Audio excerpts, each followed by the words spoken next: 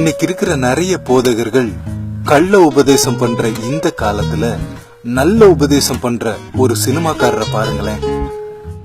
கண்ணானது சரீரத்தின் விளக்காய் இருக்கிறது.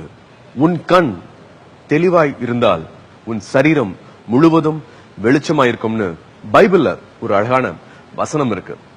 தப்பு ஆரம்பிக்கிற இடம் கண்கள்னு சொல்லலாம்.